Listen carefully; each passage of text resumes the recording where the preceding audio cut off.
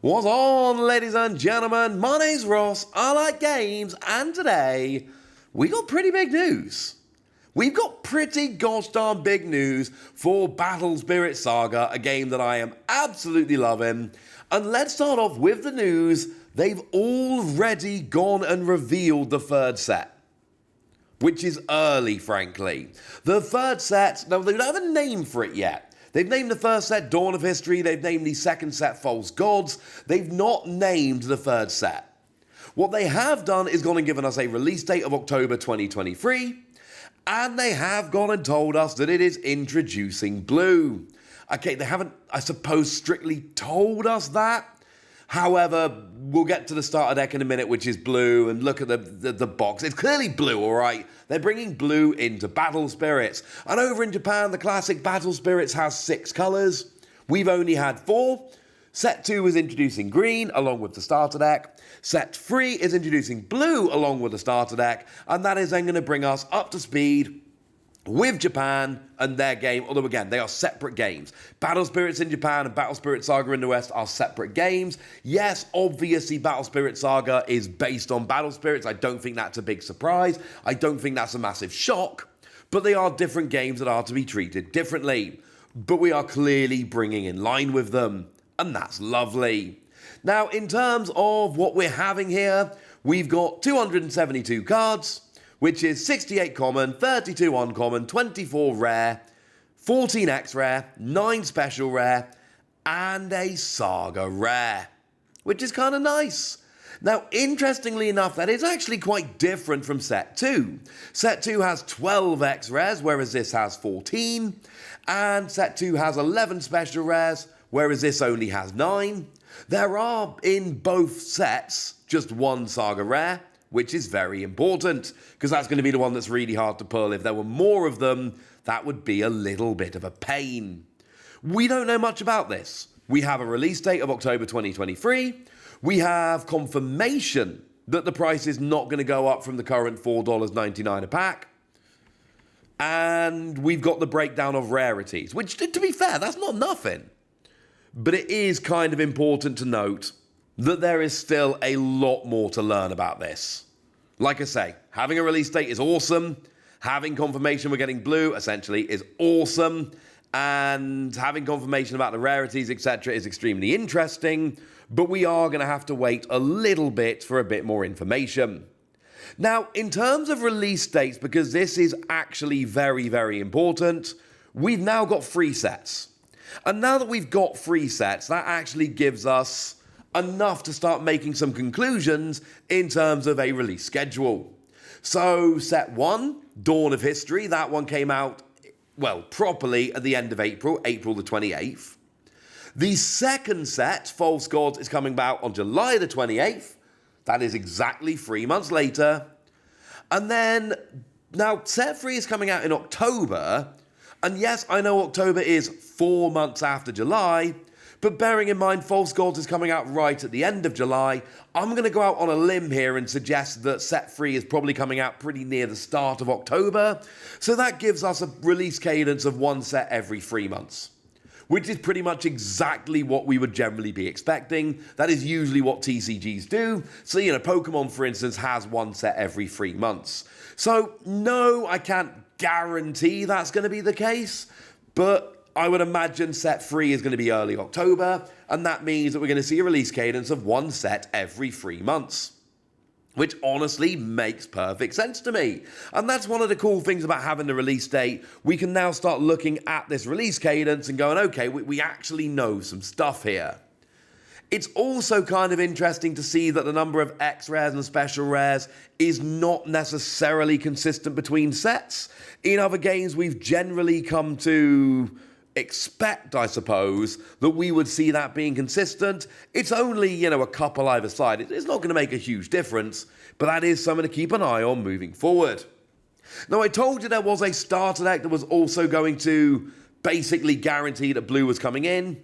There is. It started X6. It is due for release in October. And again, I'm going to go out on a massive limb here and suggest that, maybe that's going to be the same day that set 3 comes out. And this has actually proper job, full on confirmed that blue is going to be featured, because it literally says right on the front there that it's got blue in. Like, it's literally written on the front of the box. Now, again, somewhat annoyingly, we don't have a name for this. Doesn't really matter. We do have the box art, but we don't have a name. And I'm sorry, I like having a name. Even if the name doesn't really tell us all that much at this point, I don't really care. I want the name. I'm sorry, I always want the name. But we have confirmation this is going to be $14.99, which is standard. And it's coming out in October 2023. And it's going to feature 50 cards, a full 50 card deck, 30 cores, a soul core, and a playsheet / rule manual. Again, this is exactly what we would generally be expecting here. So there's nothing particularly strange or unusual or unforeseen. But then at this point, we're going to have 6 starter decks, which is going to be 1 for every colour. It's going to be interesting to see what they do from here. Because obviously they started off with 4 colours in Dawn of History and 4 starter decks. They then introduced set 2 with green and the green starter deck. They then introduced set 3 with blue and a blue starter deck, and don't expect any more colours, incidentally. Expect them to be done at this stage. I mean, specifically in terms of adding new colours, and that's fine. But yeah, it's going to be interesting to see where they go in terms of decks from here. So those are the new products which have gone and been revealed, and that is pretty big news. It's not the only stuff that's gone and been revealed, because they are having online battles hosted by PlayTCG on June the 11th and June the 18th. And this one looks good. This one looks extremely exciting. Now, I'll be honest with you, I'm not seeing... Oh, here we go. So we do have a list of things. This is good.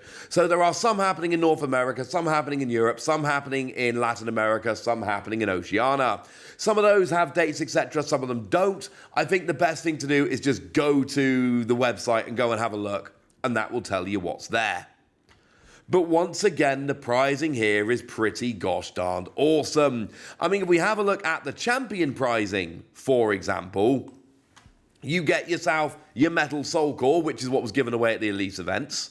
Plus, you get yourself your Champion playmat, which is clearly awesome. And there is a Champion card.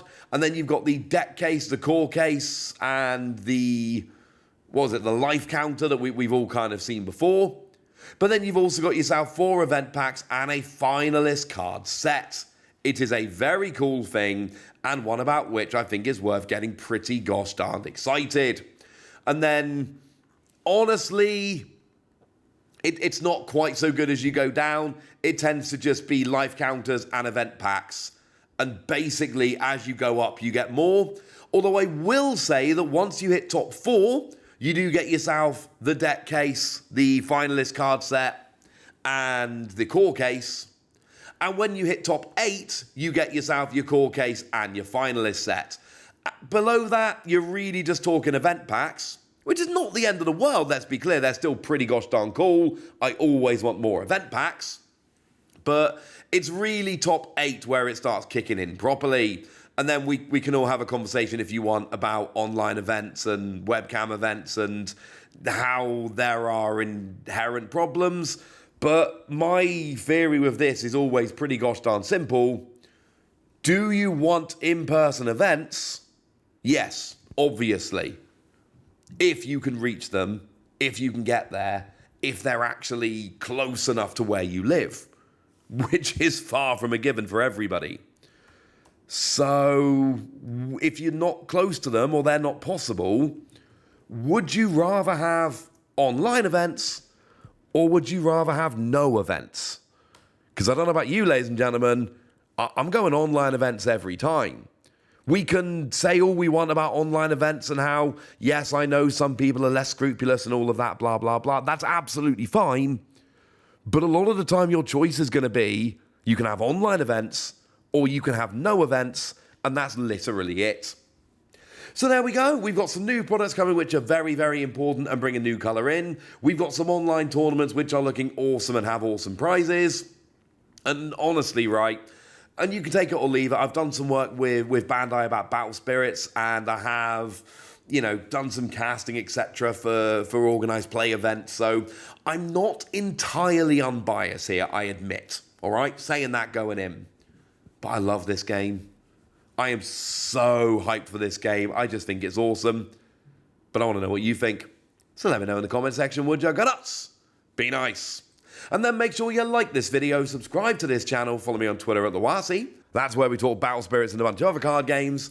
And please do consider checking out patreon.com/PTCGradio, where you can support the channel, get some bonus podcasts, all kinds of fun things. But by far the most important thing as always, look after yourselves till next time, would ya? Thank you very much for watching. My name's Ross, and you've been watching Wasi Plays.